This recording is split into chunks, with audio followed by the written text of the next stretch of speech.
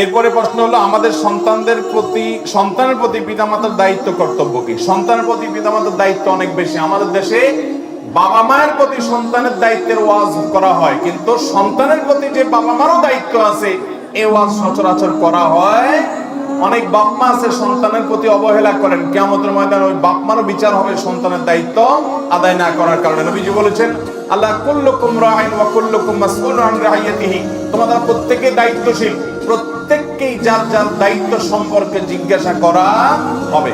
এখন বাবা মার দায়িত্ব কি সন্তানের প্রতি? নাম্বার 1, সন্তান যেন ভালো হয় সেজন্য বাবা মা ভালো জীবন সঙ্গী গ্রহণ করবেন, যাতে ভালো মানুষ হলে তার সন্তান ভালো হবে, ভালো মা হলে সন্তান ভালো হবে, ভালো বাবা হলে সন্তান ভালো জিনিসটা শিখবে।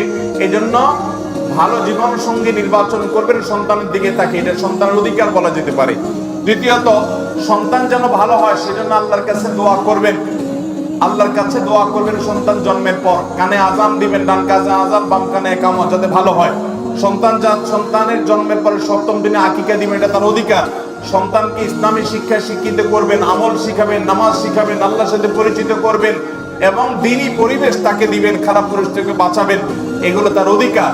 সন্তান ভরণ পোষণ দিবেন, আদর স্নেহ করবেন, এগুলো তার অধিকার। সন্তানদের মধ্যে সমতা বজায় রাখবেন, এগুলো তাদের অধিকার। তাহলে এই কয়টা অধিকার মোটামুটি সন্তানদের। আল্লাহ তাআলা আমাদের বাবা মাদেরকে সন্তানের অধিকারগুলোকে, তাদের প্রতি কর্তব্যগুলোকে আদায় করার তৌফিক দান। সবাই চেষ্টা করবো তো ইনশাআল্লাহ। আল্লাহ আমাদের সবাইকে আমলের তৌফিক দান করুন।